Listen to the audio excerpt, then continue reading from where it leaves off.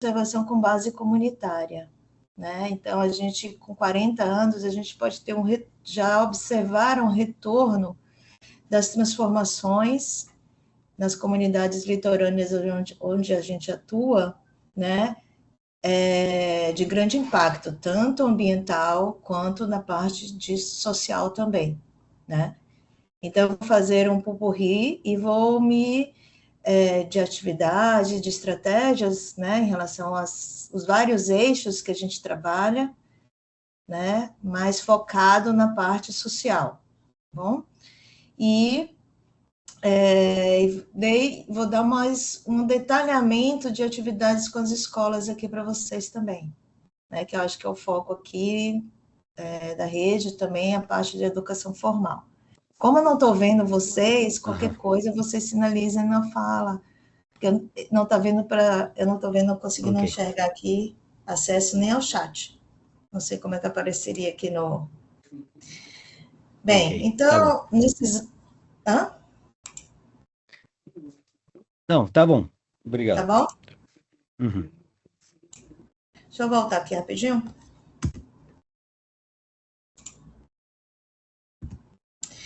Então, assim, vou falar um pouquinho do histórico, tá? E depois a gente entra nas ações, tá? Então, eu botei esse título aí, Tartarugas Marinhas, um mar de transformação, nesse sentido que é realmente, né? As tartarugas entram muito nesse contexto também de espécie bandeira, né? Espécie guarda-chuva, que através da proteção, da conservação dessas espécies, né, a gente consegue ter uma amplitude de benefícios, né? E isso é a médio e longo prazo, realmente, tá? Então, nos 2 primeiros anos, né, de atuação do projeto, foi feito um levantamento de toda a costa do Brasil, do norte a sul do Brasil, no litoral, e para identificar tanto as espécies que ocorriam, quanto também qual o uso dessas comunidades com essas espécies, né? E teve primeiro o programa de marcação, realmente, em 1981, no Atol das Rocas, que foi onde se constatou que as pessoas matavam as tartarugas, né? E comiam tanto os ovos quanto a carne. Né? Então, a academia, né, as universidades não tinham nenhuma informação sobre isso, e a partir de então foi que viu-se que das 7 espécies que ocorrem no mundo, 5 delas ocorrem no Brasil, todas já estavam no estado crítico de ameaçadas de extinção, lógico, em determinadas diferentes categorias, né?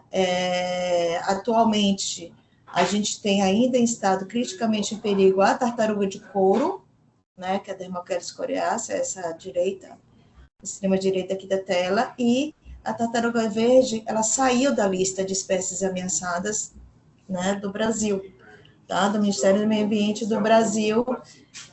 E aí, mas todas a gente fala e considera como dependentes de conservação. Então, a gente não abaixa a bandeira, né?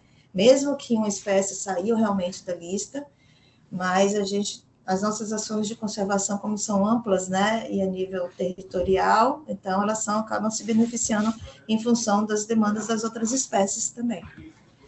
Bem, então, inicialmente, lá no 82, né, no início do projeto da Fundação, a gente teve, a partir desse levantamento, né, verificou-se, determinou-se as primeiras áreas estratégicas para se trabalhar. A equipe era pequena, né, então o pessoal que assumiu o projeto Tartarugas Marinhas, o projeto Tamar, eram pouquíssimas pessoas trabalhando e precisariam criar estratégia. Então, no levantamento, verificou-se as áreas prioritárias em função de número de ovos, né, maior densidade de ovos realmente daquela área, né, e situações de categorias de conservação, status de conservação.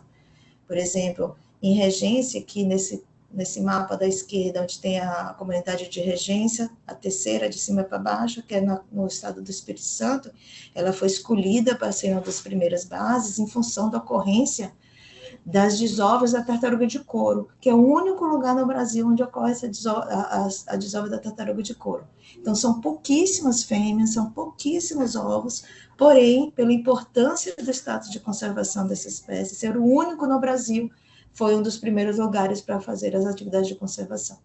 Então, seguindo de Praia do Forte, na Bahia, norte da Bahia, e Pirambu, em Sergipe. Então, essas foram as 3 primeiras bases. A equipe se dividiu em 3 grupos, equipes, né?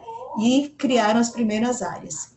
Então, os primeiros trabalhos eram exclusivamente de transferir as desovas para cercados de incubação para garantir o nascimento, já que era constatado esse uso direto pelas comunidades, tanto a venda dos ovos, como o consumo dos ovos e a carne. Então, a proteção era garantir nascimentos. Então, depois de todos esses anos, atualmente a fundação está presente, né, em 22 localidades, onde vocês podem ver nesse mapa aí à direita, distribuídas entre áreas de desova e áreas de alimentação das 5 espécies de tartarugas marinhas, né? E claro que em todo lugar vão ter pessoas e onde a gente vai se interagir com as pessoas, muito mesmo, né, no sentido de respeito cultural, respeito das atividades que já ocorriam nesse sentido, porque no Brasil a gente tem um aspecto muito interessante que é a diversidade cultural. Então, às vezes, no mesmo território, com distâncias de 10 quilômetros, 15 quilômetros, são situações totalmente diferentes sociais. Então, a fundação, as equipes foram se adaptando realmente a essas diferenças e criando, então, as atividades estratégicas para a conservação, nesse sentido. Então, estamos em 22 localidades, né? A gente monitora 1.100 quilômetros de praias na costa do litoral do Brasil todo, né? E temos 10 lojas, sendo uma virtual, que também estão distribuídas nessas áreas, onde tem maior potencial turístico, principalmente, e temos 2 confecções, que são 2 fábricas mesmo, de camisetas inicialmente, mas agora tem vários outros tipos de vestuários. Então, essas 2 fábricas estão localizadas estrategicamente, uma em Pirambu, em Sergipe, e outra em Regência, no Espírito Santo, né? Que elas tiveram como objetivo inicial a geração de trabalho para minimizar e reduzir o uso direto das tartarugas, né? Então, essas 2 localidades, como eu falei, inicialmente são estratégicas realmente para a conservação, mas com poucas oportunidades de desenvolvimento socioeconômico. Então, uma das ideias, né, iniciativas, foram a implantação dessas 2 fabriquinhas, né, as 2 confecções da fundação nessas 2 localidades. Tá? Depois temos 8 grupos produtivos que também foram originados, apoiados, não são grupos produtivos da fundação, né? Mas eles são formados com incentivo, né? Isso desde a década de 90, gente. Tanto as confecções quanto os grupos produtivos na década de 90, e temos até hoje, né? E eu vou entrar mais em detalhes, mas isso foi super importante para reduzir essa principal ameaça. Então, a missão da Fundação é promover a recuperação das 5 espécies de tartarugas marinhas que desovam no Brasil, desenvolvendo ações de pesquisa, conservação e inclusão social, tá? Eu vou me ater aqui, nessa apresentação, na parte de conservação em função de educação ambiental e inclusão social. Bem, então, nesses anos todos, nesses 40 anos de atividade, já foram testadas várias ações, né? E aí vem se ocorrendo as priorizações dessas ações, em função das experiências de retorno que essas atividades já possuem. Então, as atividades de inclusão e educação ambiental continuam sendo feitas em função de percepções de ameaças e prevenção de novas ameaças, tá? E isso pode variar infinitas possibilidades de execução de atividades. Então, a gente tem 2 principais, que são sensibilização e interpretação ambiental. A interpretação ambiental ocorre dentro dos museus da Fundação, né? Com retornos, a gente vai ter recortes curto prazo. Então, são atividades que é um público passante, são diferentes pessoas em pouco tempo, onde a gente precisa informar sobre o que a gente precisa informar, emocionar, e aí a gente tem a percepção do retorno a curto prazo, quando essas pessoas retornam, essas pessoas vão comprar na loja, essas pessoas querem gerar algum benefício, as pessoas nos procuram depois para fazer algum trabalho juntos, então tem várias formas de retornos, e esses retornos são mais imediatos, né? Bem como a gente tem os programas de educação ambiental e mantemos as oportunidades de trabalho e renda que foram criadas desde o início do projeto, como capacitação e valorização cultural integradas a essas iniciativas.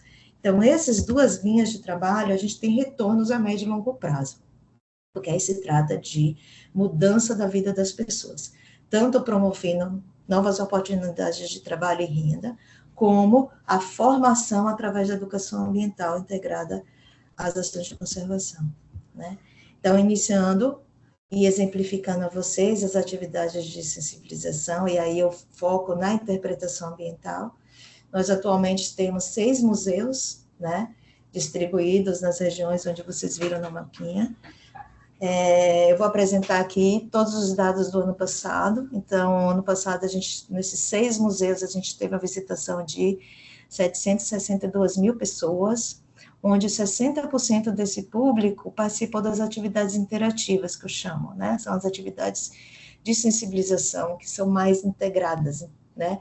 Então, são as visitas orientadas, são as alimentações assistidas dos animais, nós temos alguns espaços específicos, o submarino amarelo, que são os peixes de profundidade, nós temos apresentações musicais, né? Nós temos as oficinas culturais, nós temos o biólogo por um dia, essa fotozinha que vocês estão vendo das crianças mexendo nas tartarugas. Então, isso tudo são experiências diferenciadas.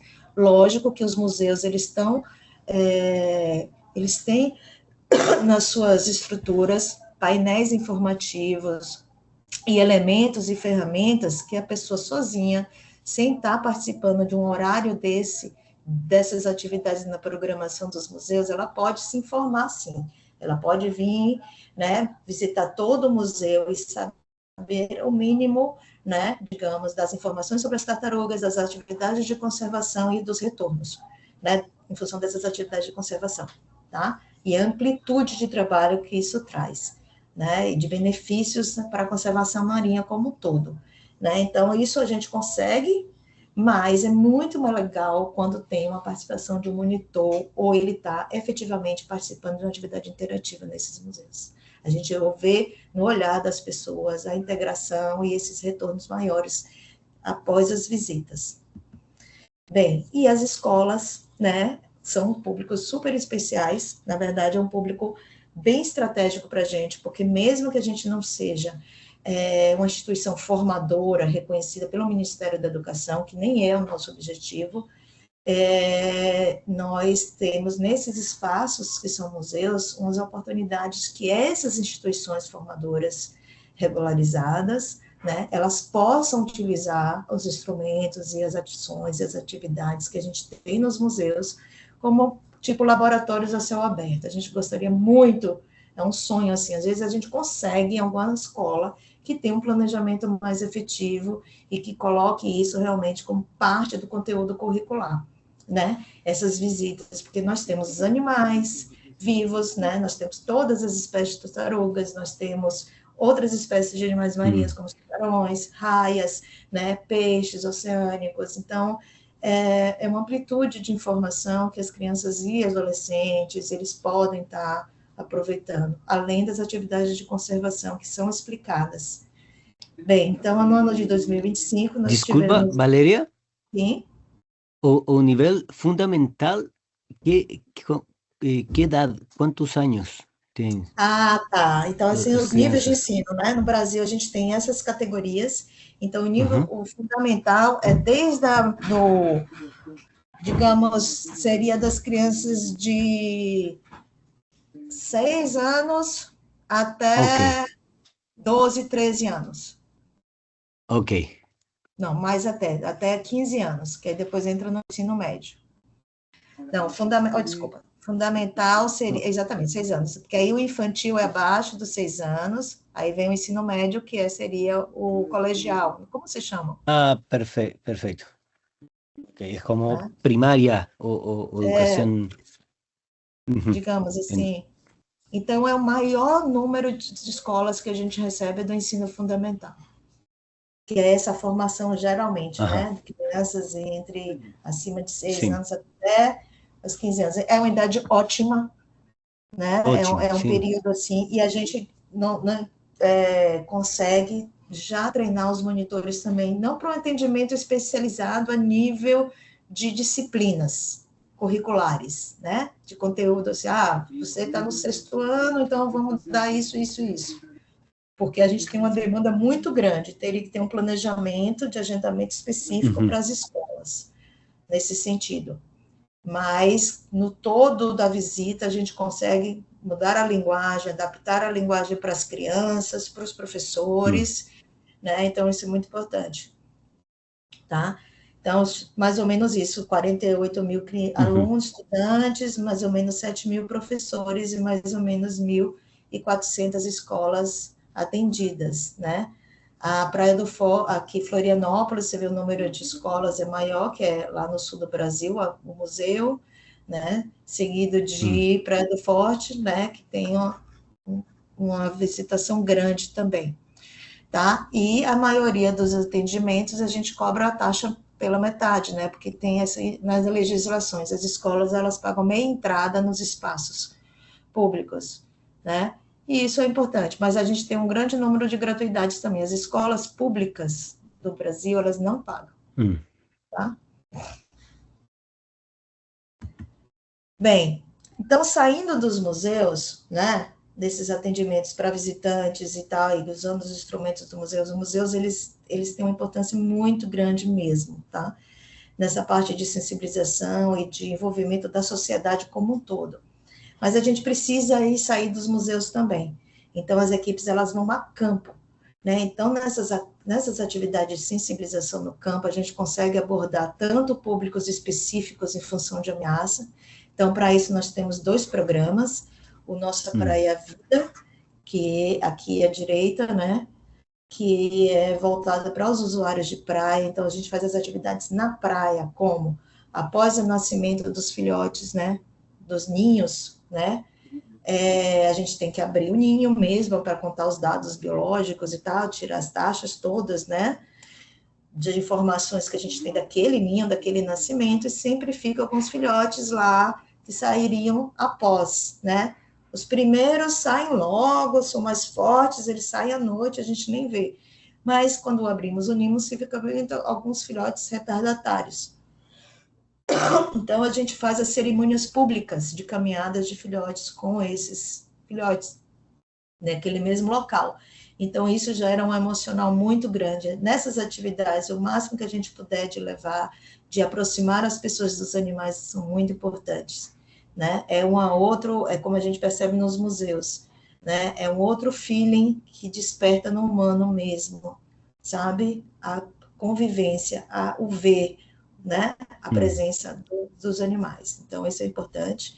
Fazemos também, nesse contexto de praia, exposições, fazemos palestras em tanto instituições, né, universidades, como também nos empreendimentos, que são o nosso desafio aqui, é o desenvolvimento costeiro em áreas de desova. Então, a gente tem essa linha de trabalho de estar informando, capacitando todos os empreendimentos das praias, tanto condomínios residenciais quanto os hotéis, tá? Para virarem parceiros nas ocorrências. A ideia é que contribuam, né, com essa atividade de conservação. E tem um público muito especial também que a gente trabalha, porque a pesca, a sobrepesca e as capturas incidentais das tartarugas é a principal ameaça atualmente para as espécies. Então, é um público especial que são os pescadores. Então, a gente faz visitas aos ranchos, a gente faz atividades, como também nessas, por exemplo, de caminhada, ou retornos das tartarugas que eles nos entregam, né, quando eles capturam nas redes esses pescadores de parceiro. Então, a gente faz uma cerimônia com todos e damos os retornos de conservação para eles também, né? Então, isso agrega ao trabalho de pesquisa que a gente faz na praia. Só soma, é muito importante. Então, a gente consegue atingir tão quanto como nos museus, um número considerado de pessoas por ano com essas atividades, são 623 mil em 2025. E dentro do espaço fora do museu também, e aí a gente vai nas escolas. Além das escolas nos visitarem, a gente vai nas escolas e a gente tem, então, um trabalho que é Otamar nas escolas, né? É um programinha que já teve vários formatos. Então, vocês imaginem, gente, que são 22 localidades, né, que a gente atua no Brasil, são 8 estados. Então, e como eu comentei, essas localidades, elas têm características culturais, sociais diferentes. Então, até a ida para a escola, ela precisa a gente enxergar, sentir como é o modus operandi daquela escola, quem que são as famílias que estão naquela escola, que muitas vezes têm comunidades tão isoladas, tão difíceis ali de desenvolvimento, que às vezes a principal representatividade da comunidade são as escolas, né? Então, ali a gente vai ter filhos de pescadores, a gente vai ter filhos de comerciantes, a gente vai ter filhos de... Então, isso é fantástico, como ambientes formadores, a gente poder ter acesso a essas instituições. Então, no ano passado, em 2025, a gente conseguiu atingir 7.000 e tantos estudantes nesses espaços, né? E no programa da Mana Escola a gente faz várias atividades. A gente leva material biológico, a gente faz exposição, a gente faz palestras, né? E é muito interessante o retorno, né? Tiveram anos que a gente fez um programinha mesmo, e alguns lugares seguem esse programinha, onde a gente fazia visitas, várias visitas na mesma sala, com a mesma turma, entende? Então, e isso aí a gente levava o ciclo de vida das tartarugas como tema norteador. Cada visita era uma fase do ciclo de vida, então fase ninho e filhote, fase juvenil, fase adulta, reprodução. E aí a gente conseguia aplicar uma avaliação, que eram os pré e pós-testes, que a gente usa muito na educação ambiental, né? Então, era o mesmo material, o mesmo questionário, com as mesmas perguntas. Então, ali a gente conseguia nos avaliar, né? Com o que a gente estava precisando recompor ali nas aulas. Isso foi muito bom, né? Então, mas isso não é obrigatório para todas as bases, né? Depende da demanda, realmente, da capacidade de execução. Tá? E como novidade para este ano, né, de 2026, 2025, e em função desse movimento aí da década do oceano, né, que criou, promoveu realmente outras iniciativas, né, que é a cultura oceânica, né, que foi uma iniciativa que começou nos Estados Unidos, querendo uma alfabetização, né, digamos assim, oceânica, direcionada, claro, como alfabetização, direcionada aos espaços educadores, às instituições de ensino, né? E isso migrou para a Europa, né? E realmente migrou aqui para o Brasil, né? Muito através de Portugal. Tá? Então, o Brasil, ano passado, fez uma iniciativa junto com a Unifesp, a Universidade Paulista, junto com o Ministério de Ciência, Tecnologia e Inovação, e junto com a Unesco, né, por conta desse movimento da década do oceano, e fez um protocolo de intenção de implantar obrigatoriamente nos currículos nacionais, né, escolares, a ciência oceânica. Então, o oceano, a partir, acredito que 2027, já vai ter nos programas curriculares nacionais essa temática ampliada, porque a gente sabe que nos livros didáticos, vamos falar um pouco, né? Falam pontualmente, mas a ideia é de realmente os temas serem mais integrados, serem mais expandidos, serem mais detalhados, né? E, claro, incorporando os aspectos sociais, né, que a conservação do oceano nos traz. Então, a gente criou esse material, que é um norteador, digamos assim, para os educadores. É um material direcionado para os professores, né? E no Brasil a gente já tem 700 escolas azuis, né? Em 24 estados brasileiros. O Brasil tem 26 estados brasileiros, né? Então é algo que está se ampliando bastante, né? E aí esse material eu acho que vai ajudar bastante também nesse sentido, que a gente, levando em consideração o ciclo de vida das tartarugas marinhas, a gente consegue integrar o oceano global, né? Então ele parte do oceano global, com todas as características físicas, químicas, né? Tudo que a gente pode falar, marés, correntes, toda a dinâmica oceânica, a importância, os desafios, né, em relação às mudanças climáticas. Então, é uma abordagem mais ampla, e a partir do oceano global, a gente entra no ciclo de vida das tartarugas e como elas frequentam durante o ciclo de vida diferentes ambientes marinhos e ecossistemas marinhos, inclusive é diferenciado isso em função das espécies, né? A gente conseguiu também abordar características, importâncias e desafios destes diversos ambientes marinhos, tanto costeiros quanto oceânicos, né? E aí a gente agregou ainda as ameaças, né? Tanto para as tartarugas como para esses ambientes, que aí a gente amplia aí ao oceano como um todo, né? A gente escalona, né? Ao oceano como um todo em função de um ambiente marinho somente, um ecossistema, e também as ações de conservação da Fundação. Então, isso é muito importante para a gente, porque é um dos objetivos do guia, a gente despertar a educação científica, sabe? A gente despertar nessa nova geração a vontade, a curiosidade, né? E as descobertas, novas descobertas.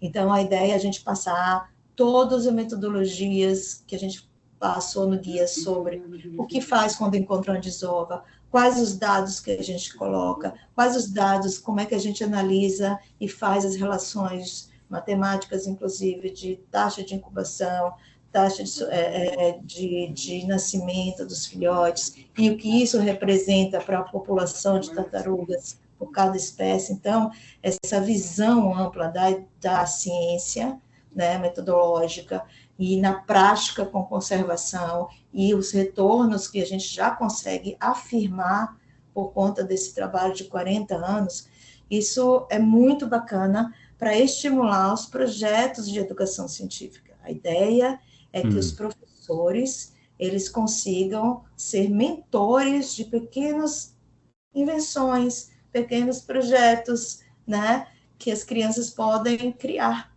né, em função dessas informações também. Essa é uma das ideias. E as tartarugas, elas entram nesse contexto como embaixadoras, porque, como seres migratórios, né, eles vão ter uma amplitude também, né, de distribuição, de ocorrência e de informações. Então, isso, para mim, é o grande diferencial desse material, é estimular os professores a elaborarem projetos de educação científica, para uma educação científica também. No guia também a gente tem, no final do material, a gente tem as atividades. Então, são atividades que a gente já desenvolveu, já testou. Claro que tem atividades muito simples para estudantes menores, né? Ou seja, mais novas, das séries iniciais, e tem mais elaboradas, que podem ser aplicadas para o ensino médio, né? Como atividade já de discussões, de pesquisa, né? De debates, né? Para estar criando uma consciência mais efetiva, né? Mais prática, na prática, inclusive com problemas reais. Então, a gente dá alguns desafios, né, para como que esse público poderia resolver, né, os maiores, tá? Então, por exemplo, aqui é um exemplo de uma atividade que vai falar sobre a determinação sexual em função da temperatura. Então, no guia também, a gente coloca em cada atividade, inclusive em cada final de tema, eu não falei para vocês, mas em cada final de cada tema, as disciplinas escolares que esses temas podem ser trabalhados, para virar também um material transdisciplinar. Então, no caso aqui dessa atividade, podem ter ciências naturais, geografia, português, matemática, artes entre praticamente todos, que acho que a educação artística ela pode ser uma ferramenta incrível de avaliação, né? As produções dos estudantes, em função do conteúdo aprendido, ele traz muita informação, principalmente quando é livre, né, a expressão artística. Bem, e também podemos vincular com os ODS, né, os Objetivos de Desenvolvimento Sustentáveis. Então, se o professor quiser, de determinada disciplina, está trabalhando com um objetivo de desenvolvimento sustentável, ele pode procurar as atividades que esses objetivos que contribuem também para esses objetivos, ou vão comentar, ou vão abordar esses objetivos, né? Então, nesse caso aqui, é uma atividade que vai como experiênciazinha para eles fazerem e verificarem como a temperatura interfere no sexo das tartarugas, na determinação sexual. E aí a gente pode estar tendo uma discussão sobre mudanças climáticas, feminilização das populações de tartarugas, né? Então, tem muita coisa para se aprofundar, né, e desenvolver, né, em função dessas espécies. E aqui é o QR Code, quem quiser já pode baixar o guia aí, tá? Mas como vai ficar disponível, vocês ficam à vontade. Então, aqui é só realmente para enfatizar esse slide, né, sobre o que eu já falei. Não precisa nem estar aqui. Ah, sim, olha, foi bom estar aqui, porque uma das coisas também que a gente vincula nas atividades são os princípios da cultura oceânica, né? Esse movimento gerou 7 princípios, então, se o professor quiser trabalhar só um princípio, vou trabalhar o primeiro princípio, então ele vai buscar tanto tema relacionado como atividade, e nesse princípio, quais os ODS que estão relacionados com esse princípio, né? Então, assim, é mais uma forma de trabalhar, de uma forma mais ampla, né? Acho que voltou. E os próximos passos nesta questão do guia, desse material, a gente recebeu uma proposta de parceria, né, com os educadores, né, são os educadores, assim, da Academia Brasileira de Educação, muito importante, muito legais eles, assim, super jovens, super dinâmicos, e aí eles conseguiram uma parceria com os Institutos Federais de Ensino Superior, que são os IFES, né, para fazer um curso de formação direcionado aos professores, usando este material como norteador. Claro, o curso é sobre cultura oceânica, mas com relação à conservação das tartarugas marinhas, quando falar, é através do guia, das informações, e esse curso vai ser disponibilizado, né, numa plataforma que chama AvaMec, que é uma plataforma de formação gratuita para os professores, que é uma plataforma do Ministério da Educação e Cultura do Brasil, né? Então, a gente vai poder ampliar. Então, não necessariamente nós aqui da Fundação vamos estar indo para as escolas aplicar o curso, né? Lógico que a gente vai ter, nós vamos ser catalisadores, porque nos interessa as escolas já parceiras do Tambar na Escola, a gente fortalecer e incentivar os professores a se inscreverem. Então, esse curso, o Ministério vai dar também bolsas de estudo para os professores fazerem esse curso, né? Conseguiram recurso através do Ministério, então isso também vai ajudar a disseminar, né? Os professores participarem, né? E a ideia é que esse curso certifique realmente os professores como mentores de ciências, né? Como eu falei, a ideia é criar projetos investigativos com os estudantes. E também a ideia é que os museus agreguem essa ideia, né? E que nós vamos fazer as exposições, né, dos projetos elaborados pelas crianças, pelos estudantes, através desse curso de formação, né, nos museus. Então, vai ter, tipo, feiras de ciências nos museus, agregando as escolas do entorno ali de cada museu. Então, essa é a novidade aqui, esse movimento aí que a gente está totalmente envolvido aqui no Brasil, no caso nós, né, da Fundação Projeto Tamar. Mas além das escolas, mas além das escolas, a gente temos também uns programas que aí já cabe a educação ambiental não formal, né? E aí eu acho muito importante também, porque com esses programas a gente insere turmas permanentes, né? E são aleatórias, a gente tem um período de inscrição anual, né? As crianças se inscrevem, tem divulgação nas escolas, e no horário oposto ao escolar, as crianças ficam conosco durante um ano. E a depender do lugar, né? Por exemplo, Prado Forte, todos os dias, no horário oposto escolar. Lá no Espírito Santo, que são os Tamazinhos da Foz, aí vocês estão vendo essa foto em vermelho, eles flagrando a tartaruga desovando, em cima uma aulinha, são 2 turmas, né, uma em cada comunidade, uma em regência e outra povoação, e é uma vez por semana. A escolinha aqui à direita, que tem a escultura de areia, é também no Espírito Santo, no estado do Espírito Santo, no Brasil, e é uma vez na semana. E a escolinha de Arembepe, que é à esquerda aqui, que essas crianças com os cascozinhos, é uma vez na semana. Arembepe é uma comunidade aqui na Bahia. Prado Forte também é aqui na Bahia.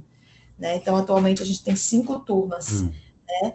E nos dão retorno, tem mais de... Os Tamazinhos da Parada Forte é um programa que existe desde 95.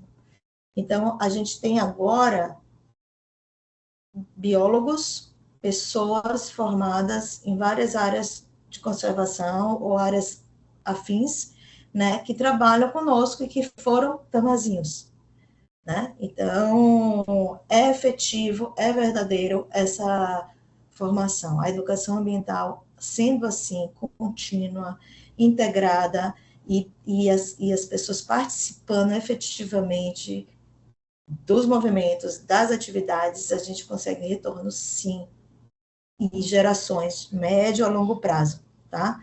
Um outro aspecto em relação a isso é que mesmo as diferenças culturais que existem nas localidades, mas a gente tem parâmetros para que se participe desses programas. Não pode ser turistas, né? Não pode ser pessoas que acabaram de chegar naquela comunidade.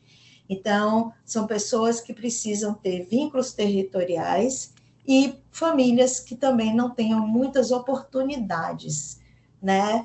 Por conta do aspecto recurso financeiro mesmo. Né? São crianças que não só vão para a escola, não tem uma outra atividade, não tem, né, paralela de formação, né? Então, a gente consegue perceber isso nas fichas de inscrição e são selecionados, então, né? A formação, temos temas básicos, que mesmo com ajustes locais de cada lugar, mas pelo menos os programas, eles têm que ter biologia e ecologia das tartarugas marinhas, tem que ter o estudo do meio, tem que ter a valorização da cultura, tem que ter práticas para sustentabilidade, oficinas de pesca sustentáveis, artesanato, capoeira, valorização da cultura, culinária, teatro, todas as iniciativas que sejam características daquela comunidade, ela possa, inclusive, aplicar mais tarde, posteriormente. A validação, a gente consegue, então, nesses programas, mais do que escolas, aí a gente consegue, com esses programas, aplicar avaliações antes e depois das temáticas abordadas, né, das atividades.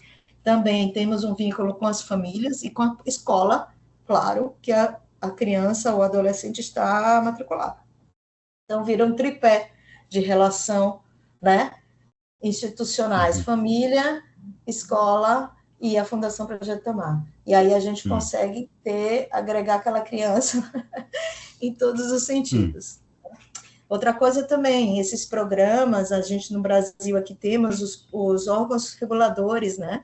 Então, a gente participa e temos cadeira e temos registros desses programas em todos os conselhos de direitos sociais, tá? Conselho de Assistência Social, Conselho de Direito da Criança e do Adolescente, isso é uma forma de legitimar, e os municípios, os distritos, né, os territórios reconhecerem também, e a legitimação, além disso, são a formação de lideranças transformadoras. Então, programas que já são desenvolvidos por mais de uma geração, a gente consegue perceber que foram influentes nas atitudes adultas dessa pessoa, né? Tanto profissionais como com a sua própria comunidade.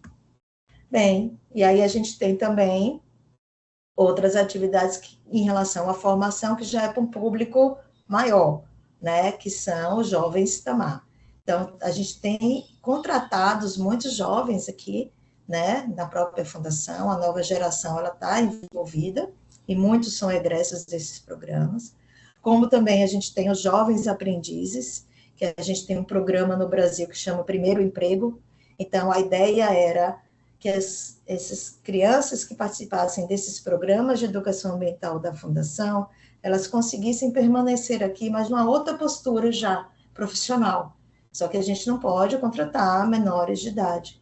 Então, o governo brasileiro criou esse programa Jovem Aprendiz, que você tem a permissão, a janela, lógico, com a carga horária diferenciada, as atividades são diferenciadas, claro, mas eles já conseguem ter estímulos para uma postura diferenciada.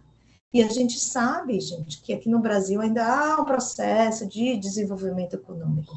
Então, em muitas comunidades, essas oportunidades de renda, de trabalho, de ter um trabalho, de ganhar um recurso, isso muda realmente o modo de vida daquelas famílias, daquelas pessoas em relação ao próprio ambiente, né? Então, é importante terem essas oportunidades, tá? Então, a gente tem esse programa, cada ano é mais ou menos 25, 30 aprendizes, e temos também um programa de estágio e treinamento para os estudantes de biologia, de veterinário, as pessoas, os jovens que estão em formação, que passam um tempo aqui com a gente, tanto nos atendimentos aos museus, nos museus, como na reabilitação da veterinária, o manejo dos animais também aqui nos museus, e também nas atividades de pesquisa no campo, nas áreas de desova e nas áreas de alimentação, né? E isso, a ideia também é estimular a profissionalização nessas áreas, né, de conservação marinha.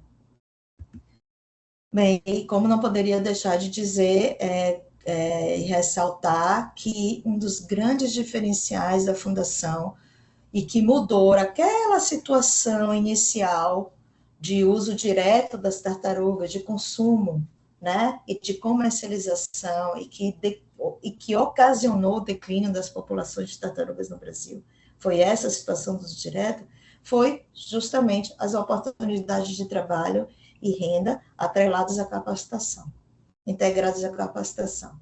Então, a gente gosta de ressaltar que continuamos nessa preocupação, as estratégias da Fundação vislumbram manter essas oportunidades de trabalho em diversas áreas de conservação. Então, a gente tem 2 confecções, né, que são essas mulheres aqui, de rosa e de amarelo, né, que empregam mais ou menos 100 pessoas, mulheres dessas comunidades, né? Além dos carebeiros, os pescadores que nos ajudam nos trabalhos de praia, né? As lojas também que empregam a maioria das pessoas das comunidades, né? Os restaurantes do Farol do Tamar, aqui na Prado Forte, que é também, né, para autossustentação, mas que é uma outra forma de capacitação, agregando turismo e sustentabilidade, né, como nos museus. Então, isso soma aos resultados de conservação. E a gente, dando a oportunidade às pessoas do lugar, é um diferencial incrível nesse sentido, tá? Outra iniciativa, por exemplo, de geração de renda foi o trabalho indireto. Isso é importante. Às vezes, o projeto não tem recurso para contratar pessoas, mas a gente pode apoiar. O importante é que sejam apoios contínuos, né? Que não tem uma demanda financeira. A equipe está ajudando, acolhendo, levando material, matéria-prima, e pegando o produto. O que tem um diferencial que ajudou bastante, nesse sentido desse tipo de apoio e envolvimento comunitário, foram as lojas. Então, é uma garantia para essas mulheres, que também esses grupos 100% são mulheres, praticamente, né, de famílias de pescadores. Então, essas mulheres têm onde escoar a produção. E aí recebem capacitação de modelo de produção, porém, a base dos produtos é a cultura delas. Então, no estado de Sergipe, aqui à esquerda, a gente vai ter as bordadeiras, né, e as crocheteiras. Aqui em São Paulo, no meio aqui, né, tem essas tartareias, são tartarugas feitas de areia que são costureiras, a maioria que são só costureiras, só não, né, são costureiras. Uhum. Temos no Espírito Santo outros grupos de costureiras, né, de tecido, de crochê, de bordadeiras, e temos também uma comunidade indígena, a aldeia indígena de Comboios, que está ao lado da reserva biológica de Comboios, que também teve essa história da criação das unidades de conservação de proteção integral com uso muito restrito. Então, a reserva biológica de Congonhas restringiu mais ainda, né, a parte extrativista dessas comunidades, que era coletar material, matar, caçar. Então, o apoio, né, a uma produção independente disso e uma geração de renda contribuiu muito, né, para as pessoas, para essas famílias. Então, a gente agrega a cultura indígena, né, dessa etnia dos tupinambás, dos tupiniquins, né, e a gente vende nas lojas, tá? Essas produções não entram no lucro da autossustentação, tá? Bem, e a valorização cultural, né, gente, porque permeia tudo. A gente falou assim um pouco, né, dos eixos de trabalho, mas tem lugares como Sergipe, por exemplo, o estado de Sergipe, que uma das formas de se aproximar da comunidade foi apoiando as manifestações culturais, que eram riquíssimas. Vários grupos existiam lá, e existem, né? Então, com esses apoios da Fundação nesses lugares para manifestação cultural, a gente teve formação de laços de confiança, né? Melhorou a situação da praia, porque muitos eram também, os que frequentavam os grupos, eram pescadores, que faziam uso direto das tartarugas, então isso já foi alterando aos poucos, né? E atualmente a gente tem tanto grupos nossos de capoeira, internos, né? Como também a gente sempre apoia os eventos e manifestações culturais nas comunidades. As pessoas já esperam isso. E isso ajuda ao aspecto identitário das pessoas também, né? Dessas comunidades. E aí as tartarugas entram como madrinha. E aí tem um aporte positivíssimo de resultado por conta disso. Bem, e aí, nesses 40 anos, todas essas ações, a gente já conseguiu consolidar um ciclo socioprodutivo, tá? Então, as oportunidades de trabalho realizadas em áreas onde não tinham potencial de desenvolvimento, né? As primeiras iniciativas foram as confecções, a implantação das fábricas de roupas para empregar as mulheres, dos pescadores, que matavam, que comiam e faziam uso direto das tartarugas. Essas iniciativas, elas cresceram e conseguiram gerar demandas para terem que ter as lojas Tamar. E aí as lojas Tamar foram instaladas nos lugares onde teria potencial de venda, que são lugares turísticos no Brasil. São 10 lojas, né? E essas lojas todos os museus vão ter uma loja, e tem outros espaços, aeroporto, né, que vão ter lojas do Tamar. Então, fica garantido aí essa migração das produções e escoamento dessas produções por esses locais, por essas lojas. E somando os recursos gerados das lojas com as bilheterias dos museus, gente, a gente consegue ter a captação de recurso atualmente necessária, ele está gerando 80% dos recursos que a gente precisa para as atividades base de conservação, que vocês estão vendo aqui do lado esquerdo, que é pesquisa na praia, monitoramento, as atividades de educação ambiental e valorização cultural. Então, as iniciativas para envolvimento comunitário, lá nos anos 90, elas já dão retornos integrados, né, para as ações da praia e necessárias. Então, esse é o mais inusitado, né? São poucos projetos que conseguem ter uma autossustentação em função do envolvimento comunitário. E esses recursos, inclusive, eles mantêm os postos de trabalho, que é isso que se visa muito. Além de manter as ações, mas é importante continuar a manutenção dos trabalhos, por isso que vira um ciclo socioprodutivo, tá? E é isso. Muito obrigada. Impressionante. Muito obrigado, Valéria.